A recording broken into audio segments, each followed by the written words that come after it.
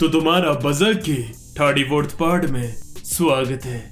तो आज हम कवर करेंगे चैप्टर 201 से 210 तक, यानी कि 10 चैप्टर्स। और अगर तुमने इसके पहले पार्ट्स नहीं देखे हैं तो पहले जाकर वो देखो, लिंक डिस्क्रिप्शन में। और हाँ, हमने डिस्कॉर्ड चैनल खोल लिया है, उसका लिंक भी डिस्क्रिप्शन में है, जाकर ज्वाइन करो। उधर मैं तुमसे सैटरडे संडे को वार्तालाप करने के लिए आया करूंगा। So be ready with your questions. तो चलो बिना वक्त गवाए सीधा स्टार्ट करते हैं। यारे रिकैप।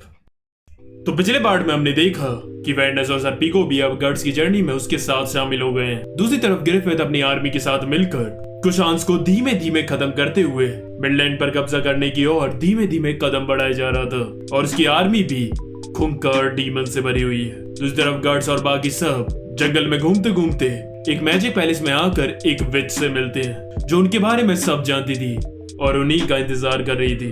अब देखते हैं कि आगे क्या होता है। Chapter 201 the astral world. Guards उससे पूछता है, आप कौन हो? वो कहती है, मेरा नाम फ्लोरा है और मैं इस मैंशन की मालिकिन हूँ। फिर वो उस बूढ़े से कहती है, तो मुझे पता है तुम यहाँ उन ट्रोल्स की वजह से आए हो, लेकिन मुझे माफ करना, मैं उसमें तुम्हारी कोई मदद नहीं कर पाऊंगी मेरे बुढ़ापे की वजह से, लेकिन मेरी स्टूडेंट श्क्रीक आपकी मदद करेगी। फिर वो गट से भी पूछती है, क्या तुम लोग भी इसकी मदद करोगे? गट्स कहता है, सॉरी पर हम भी एक जर्नी पर है और हमें जल्द से जल्द उधर पहुंचना है। फ्लोरा कहती है, इसके बदले मैं भी तुम्हारी मदद करूंगी। आगे की जर्नी के लिए मैं तुम्हें तलिस्मान से प्रोटेक्ट कर दूंगी, जिससे इवल स्पिरिट्स तुम्हें पूरी जर्नी पर परेशान नहीं करेंगे। ब्रांड को खत्म करना काफी मुश्किल है मेरी पावर्स के लिए, लेकिन मैं इसके असर को कम जरूर कर सकती हूँ अपने तलिस्मान से। गट्स कहता है, आप ऐसा कर सकती हो? वो कहती है, तो फिर डील डन। और हाँ, फिक्र मत करो, ये पूरी जगह भी तलिस्मान से ही प्रोटेक्ट है। तुम लोग रात में आराम से सो सकते हो। उसके बाद रात में वो सब डिनर कर रहे होते हैं। गट्स उससे पूछता है, आपको हमारे आने का कैसे पता चला? फ्लोरा बताती है कि एस्ट्रल वर्ल्ड में मेरा एक दोस्त है जिसने मुझसे कहा था तुम्हारी मदद करने को। अब इसी तरह पूछता है, ये एस्ट्रल वर्ल्ड क्या है? अब ध्यान से सुनना। फ्लोरा कहती है, एस्ट्रल वर्ल्ड एक तरह से आफ्टर लाइफ का वर्ल्ड। ब्रांड की वजह से तुम लोग भी स्पिरिचुअल बॉडीज को देख सकते हो। उसके बाद स्क्रीच बताती है कि असलियत में 3 दुनिया है जो इंटरलिंक्ड है। फर्स्ट हमारी दुनिया, दूसरी एस्ट्रल वर्ल्ड और तीसरा द वर्ल्ड ऑफ आइडिया। अगर ह्यूमंस बिलीव करें तो वो स्पिरिचुअल बॉडीज को छू या देख सकते हैं, और एल्स भी एस्ट्रल वर्ल्ड के ही बीइंग्स हैं और उन्हें वही लोग देख सकते हैं जो उनमें बिलीव करें।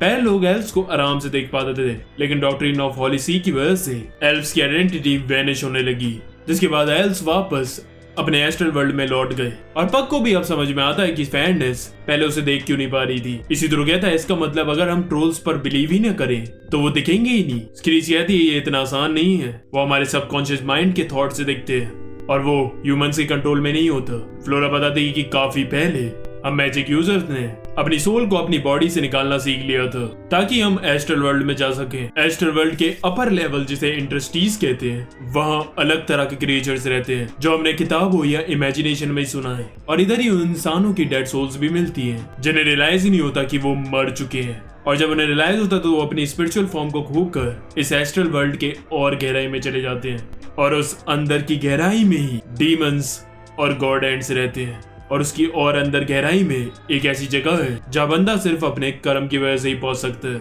शायद वहाँ हेल या हेवन हो सकता है, और उस जगह पे जो भी गया वो आज तक कभी जिंदा वापस नहीं आया।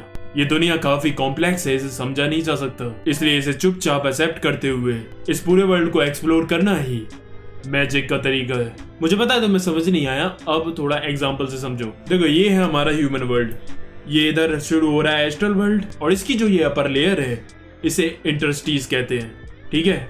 अब जो ये इंटरस्टीज है, इसके और अंदर यानी कि एस्ट्रल वर्ल्ड की गहराई में अगर हम जाएंगे तो इधर जाकर गॉड एंड्स या डीमंस रहते हैं, और उसके और अंदर गहराई में आइडिया ऑफ इविल रहता है। Chapter 202 magic stone.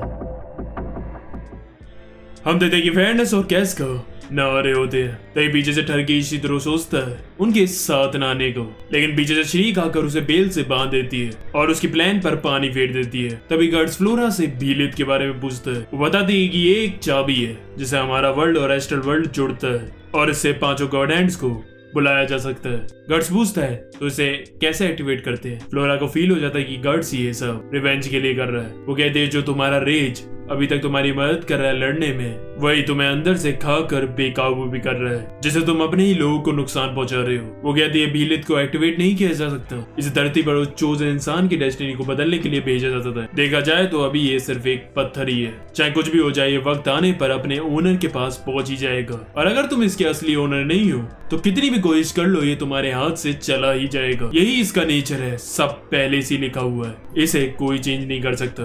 गार्ड्स फिर गॉड हैंड्स के बारे में पूछता है। वो बताती है कि वो भी कभी इंसान थे और उनके पीछे भी एक और बड़ी ताकत है जिसके इशारों पर वो चलते हैं, और वैसे भी वो एस्ट्रल वर्ल्ड की इतनी गहराइयों में रहते हैं कि उन तक पहुंचना नामुमकिन ही है। गार्ड से जाते हुए स्क्रीच पूछती है, क्या तुम सच में गॉड हैंड से लड़ना चाहते हो? गार्ड्स कहता है हाँ, और एक दिन मैं शायद केपेबल भी हो जाऊं उन्हें डिस्ट्रॉय करने के लिए। उसके बाद स्क्रीच अपनी टीचर से कहती है, ये आदमी तो पागल है, ये ऐसी चीज के पीछे भाग रहा है जिस तक ये कभी पहुंच ही नहीं सकता। आई मीन ये हॉक ऑफ लाइट को कैसे हराएगा?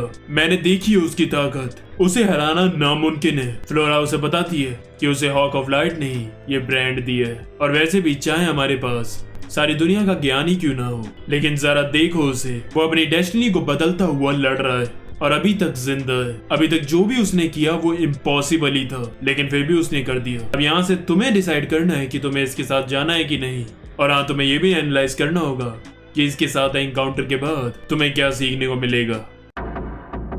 Chapter 203 elementals. स्क्रीच गर्ड्स की ब्रांड के ऊपर तलिस्मान बनाती है जो उसे 2-3 दिनों के लिए इवल स्पिरिट से प्रोटेक्ट करेगा, और उन सबको एक क्रीम देती है जो कि उनके 5 सेंसेस को डल करके उनकी स्पिरिचुअल सेंसेस को बढ़ाएगा। उसके बाद वो उन्हें कुछ मैजिक वेपन्स भी देती है। सर्पिको को वो एक चोगा देती है, और जब वो ध्यान से देखता है तो उसमें छोटे छोटे से कुछ जीव थे। वो कहती है कि ये वेपन्स स्पिरिट एलिमेंट से चलते हैं। ये जीव विंड एलिमेंट्स है जो तुम्हें उड़ने और तेजी से मूव करने में मदद करेंगे, और एक तलवार भी देती है जिसमें वही एलिमेंट्स होते हैं और जिससे बिना छुए वो किसी को भी काट सकता है, और यहाँ तक कि वो उससे टॉर्नेडो भी पैदा कर सकता है। उसके बाद वो इसी तरह को एक डैगर देती है जिसके ऊपर फायर एलिमेंट्स एलिमेंटर थे, जिसके वार करने पर लावा निकलता है, और साथ ही वो उसे बेरीज भी देती है जिसे फेंकने पर ट्रोल भग जाते हैं, और कैस्का और फेरनेस को सिल्वर आर्मर्स देती है जो उन्हें प्रोटेक्ट करेंगे, और फेरनेस को लड़ने के लिए एक सिल्वर नाइफ भी जिसमें तलिस्मान की पावर है। स्क्रीच ये भी बताती है कि इन वेपन्स के एलिमेंट्स पर तुम जितना ज्यादा बिलीव करोगे उतनी ही ज्यादा इनकी ताकत बढ़ेगी। वो गार्ड्स को भी एक कुल्हाड़ी दे रही थी, लेकिन गार्ड्स मना कर देता है क्योंकि उसे अपने तलवार से ही लड़ने की आदत है। तब स्क्रीच उसकी तलवार में कुछ नोटिस करती है जो उसे समझ नहीं आता। बाहर आकर वो नोटिस करते हैं कि उनके घाव काफी जल्दी हील हो गए थे। वो उन्हें बताते हैं कि तुम्हारी फिजिकल बॉडी एस्ट्रल वर्ल्ड में आने के बाद स्पिरिचुअल बॉडी में ट्रांसफर हो गई थी, बिकॉज ये मेंशन असल में एस्ट्रल वर्ल्ड में ही है, यानी कि एस्ट्रल वर्ल्ड के ऊपर वाले रेयर इंडस्ट्रीज में है, ज्यादा डीप नहीं। और गर्ड्स और कैस्का भी इसलिए इस मेंशन में आ पाए क्योंकि इनके ब्रांड की वजह से अर्थ और एस्ट्रल वर्ल्ड से कनेक्ट रहते हैं और एक तरह से एस्ट्रल वर्ल्ड की अपर लेयर इंडस्ट्रीज में ट्रेवल कर पाते हैं। तभी गर्ड्स नोटिस करता है कि मेंशन में कोई आ गया है। उसके बाद हम देखते हैं कि जिस दोस्त की बात फ्लोरा कर रही थी वो असल में स्कल नाइट था। Chapter 204 Enoch village. वो ट्रोल उधर के लोगों को बुरी तरह मार कर खा रहा होता है। उसकी पत्नी उसे बचाने की कोशिश करती है, लेकिन वो उसके ऊपर चढ़ जाता है और उसका करने की कोशिश करने वाला होता है। तभी उसका भाई आकर उसकी नाक में हथियार को छेड़ देता है और वो फिर अंदर को भाग जाता है। तभी हम देखते हैं कि वहां अंदर कई सारे ट्रोल्स थे जिन्होंने उनकी गाय भैंसों को भी वहां खा लिया था।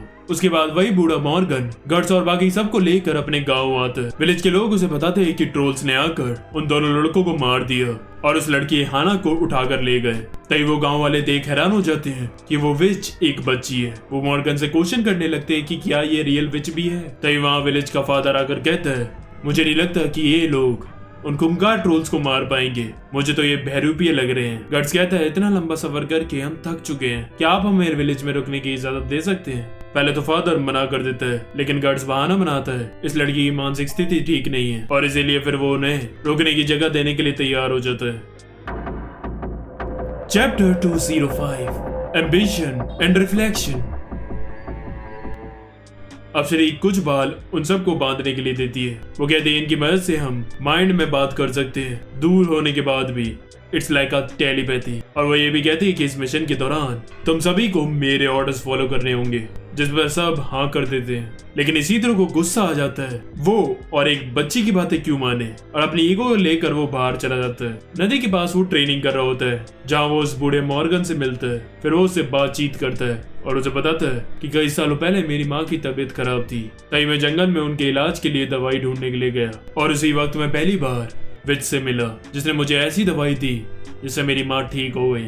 वो इसी तरह से भी उसके माँ बाप के बारे में पूछता है, लेकिन वो उससे कहता है it's none of your business, और फिर वो वहां से चला जाता है। तभी वो देखता है तो गार्ड्स पीछे खड़ा था। हम देखते कि स्क्रीच चर्च के बाहर खड़ी थी। तभी कुछ बच्चे उस पर पत्थर फेंकने लगते हैं क्योंकि उन्हें बताया गया था कि विच और ट्रोल्स एक ही तरह के प्राणी हैं। तभी वहां गार्ड्स के आने से वो वहां से भाग जाते हैं। अगर वीडियो अच्छी लग रही हो तो लाइक करना मत भूलना और शेयर करना भी। डिस्क्रिप्शन में सोशल मीडिया के लिंक है, जाकर फॉलो करो। इंस्टा पे मेरा एक ब्रॉडकास्ट चैनल भी है, मेंबर्स ऑफ गॉड हैंड, जाकर ज्वाइन करो। Chapter 206 troll red.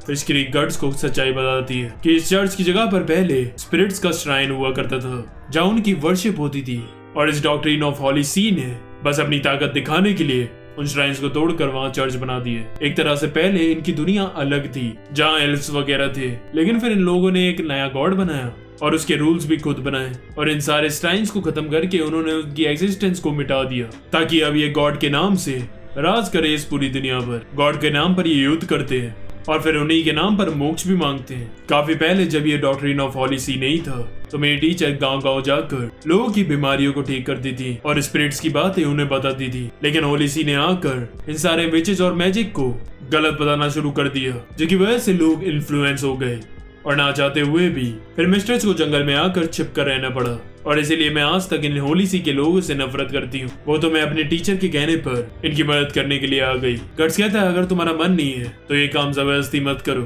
वैसे भी वो बूढ़ी विच थोड़े दिनों में मरी जाएगी। ये सुनकर स्क्रीच सोचती है ये साला कितना बदतमीज है। तभी आसमान में मौसम चेंज हो जाता है। गट्स और स्क्रीच को रियलाइज हो जाता है कि ट्रोल्स आ रहे हैं। स्क्रीच सबको माइंड डॉक करके सबको चर्च पर आने के लिए कहती है। हम देखते कि ट्रोल्स की पूरी आर्मी वहां आ गई थी। तभी उन लोगों को बचाने के लिए सर्पी को हमला करता है, लेकिन फिर उसे याद आता है कि इसे यूज करने के लिए उसे बिलीव करना होगा, और फिर वो फोकस करके उन पर हमला करता है और एक ही वार से उनके टुकड़े हो जाते हैं। Chapter 207 magic sword. पीछे से एक ट्रोल आकर उस पर हमला करता है जिसे उसका मैजिक क्लॉक उड़ाकर फेंक देता है। पहली बार मैजिक को महसूस कर सर्पी को हैरान था और गांव वालों को विश्वास हो गया था कि ये लोग कोई ढोंगी नहीं है। इसी तरह आते हुए ट्रोल्स पर बेरीज फेंकता है जिसे वो डॉज कर देते हैं। फक! और वे वो सब वहां से चर्च की तरफ भागते हैं। फिर हम देखते हैं कि वो साले ट्रोल्स इतने भुक्कड़ हैं कि वो अपने ही मरे हुए साथियों को खा रहे थे। तभी गैस का गिर जाती है जिसे बचाने के लिए फेयरनेस उसके पास जाती है और सर्पी को हमला करके उन्हें बचा लेता है। वो ये देखकर हैरान था कि फेयरनेस ने किसी और की जान के लिए अपनी जान खतरे में डाली। फेयरनेस सच में बदल रही थी, लेकिन अब वो ट्रोल्स उन्हें घेर लेते हैं और फिर गार्ड्स की एंट्री होती है। वो फादर उसे रोकते हुए कहता है कि तुम उन कुंकार बीच से नहीं लड़ पाओगे, और फिर गार्ड जाकर उन सबको एक शॉट में बीच में से चीर देता है और ये देखकर उन सारे लोगों की गांड फट जाती है। Chapter 208 mirror of sin. वो सब ये देखकर हैरान थे कि बिना मैजिक के भी ये साला इन्हें मार कैसे रहा है। स्क्रीक ऊपर से ये सब कुछ देख रही थी और वो कहती है साला इसमें और ये ट्रोल्स में असली मॉन्स्टर कौन है, और क्या इंटरस्टीज में रहने की वजह से ये इतना ताकतवर हो गया क्या, या फिर इसकी तलवार में ही कुछ अलग है। फिर वो एल्फ उससे कहती है तुम्हारे कहने पर मैंने वो चार्म चर्च पर लगा दिया है। फिर वो सबसे माइंड में बात करती है और कहती है बाय मी सम टाइम, और फिर वो कुछ स्पेल्स पढ़ने लगती है और फिर सर्पी को गांव वालों और फेयरनेस और कैस्का को चर्च के अंदर भेज देता है और इसी तरह और गार्ड्स के साथ मिलकर फिर वो स्क्रीक के लिए टाइम निकालते हैं। तभी चर्च के ऊपर फादर आ जाता है और उसे रुकने के लिए कहता है। पीछे से फेयरनेस आकर कहती है उसे उसका काम करने दो, वो हम सबको बचा सकती है। वो कहता है चाहे हम इसकी पावर से बच भी जाएं, लेकिन ये विच की पावर से है, ये हमें अशुद्ध कर देगी। ये पावर्स यूज करना एक पाप है, और वैसे भी अगर ये विलेज खत्म भी हो रहा है तो ये भी गॉड की मर्जी है, हमारी डेस्टिनी में यही लिखा है। फेयरनेस कहती है ये तो बिल्कुल मेरे जैसा है, मैंने भी पहले गॉड के नाम पर पता नहीं कितने लोगों को जलवाया है। स्क्रीच स्पेल्स पढ़ते हुए बिल्कुल भी हिल नहीं सकती थी, इसलिए फादर को रोकने के लिए फेयरनेस आगे बढ़ती है। लेकिन तभी हम देखते हैं कि वहां भी ट्रोल्स चढ़कर आ गए थे। नीचे वो देखते हैं तो चर्च के अंदर भी ट्रोल्स घुस चुके थे। Chapter 209 magic. गर्ड्स नोटिस करता है कि अंदर भी ट्रोल्स आ गए हैं, इसलिए फिर वो सरपीक और इसी तरह से कहता है कि मैं इन सबको बाहर संभाल लूंगा, तुम अंदर जाकर उन सबकी मदद करो। अब वो दोनों अंदर जाने के लिए बढ़ते हैं, लेकिन दरवाजे पर भीड़ खड़ी हुई थी और इसीलिए अब सरपीक उस मैजिक क्लॉक का यूज करके उड़ता हुआ उन सब के ऊपर से निकल जाता है और उन ट्रोल्स पर हमला करता है। इसी तरह भी लोगों के नीचे से चलता हुआ आ जाता है। दूसरी तरफ ऊपर वो ट्रोल्स कैस्का पर अटैक करने वाले थे, जिसे फेयरनेस आकर बचाने की कोशिश करती है। दूसरी तरफ इसी तरह हमला करने के लिए जाता है, लेकिन ओवर कॉन्फिडेंस में वो अपना बैलेंस बिगाड़ लेता है और फिर उसे बचाने के लिए वो बूढ़ा मॉर्गन उसके बीच में आकर घायल हो जाता है। तभी मॉर्गन की हिम्मत देख के बाकी के गांव वाले उन ट्रोल्स पर हमला करने लगते हैं और तभी स्क्रीक का मैजिक भी कंप्लीट हो जाता है और एक बड़ा सा चमकता हुआ अवतार निकलता है और पूरे चर्च के इर्द गिर्द रोशनी छा जाती है। Chapter 210 the आर्काना of invocation. तभी वो सारे लोग वो रोशनी देखकर चौंक जाते हैं और उस स्पेल की मदद से उस चर्च के अंदर जो भी वो ट्रोल्स थे वो सब भस्म होकर राख बन जाते हैं। वो फादर कहता है तुमने ये क्या किया? स्क्रीक कहती है मैंने एक डिफेंसिव वॉल बना दी इस चर्च के इर्द गिर्द। इस बैरियर के अंदर कोई भी स्पिरिचुअल बीइंग हमें हार्म नहीं पहुंचा सकता, चाहे तुमने श्राइन्स तोड़कर चर्च बना ली हो, अपने अलग अलग रूल्स और किताबें बना ली हो, लेकिन उसके बाद भी कुछ चेंज नहीं होता। सन फिर भी सन ही रहता है, लाइट फिर भी लाइट ही रहती है और गॉड भी गॉड ही रहेगा। अपने खुद के रूल्स बनाकर हमें अपोज करना तुम्हारी बेवकूफी है। फेयरनेस कहती है लेकिन हमारे स्क्रिप्चर्स में ऐसे मैजिक और स्पेल्स के बारे में कुछ नहीं बताया। वो कहती है चर्च भी एक श्राइन ही है जो लोगों के लिए बनाया है गॉड से कम्युनिकेट करने के लिए, लेकिन हम मैजिक यूजर्स के लिए हमारा श्राइन हमारा दिल है। हमें अगर मैजिक भी यूज करना है तो वो भी हमारे दिल से ही होगा। हमें हर चीज पर विश्वास रखना होता है। विश्वास रखने के बाद ही तुम इन स्पिरिचुअल बीइंग्स को देख सकते हो। नीचे खड़ा गार्ड्स देखता है कि वो ट्रोल्स उस लाइट के पार नहीं आ पा रहे थे, तभी पीछे से एक बड़ा सा मॉन्स्टर निकल कर आता है जिसे देख सब हैरान हो जाते हैं। स्क्रीक कहती है ये तो उग्र है, लेकिन ये इस वर्ल्ड में क्या कर रहा है? बट वो भी स्पिरिचुअल बीइंग था, इसलिए वो भी उधर एंटर नहीं कर सकता, लेकिन उस पर दिमाग था। फिर वो साइड से लकड़ी फेंक कर चर्च को डिस्ट्रॉय करने की कोशिश करता है, क्योंकि वो खुद नहीं जा सकता, लेकिन स्पिरिचुअल बीइंग्स के अलावा चीजें तो अंदर जा सकती हैं। और अब गार्ड्स उसका सामना करने के लिए तैयार था और बस यही ये चैप्टर खत्म हो जाता है। अगर तुम नए हो और तुमने मेरी 20th सेंचुरी बॉयज की सीरीज नहीं देखी है तो उसे देखने के लिए यहाँ ऊपर आई बटन पर क्लिक करो। लाइक शेयर सब्सक्राइब कर दो। तुम बताइए आज के लिए बस करते हैं। आरिगातो।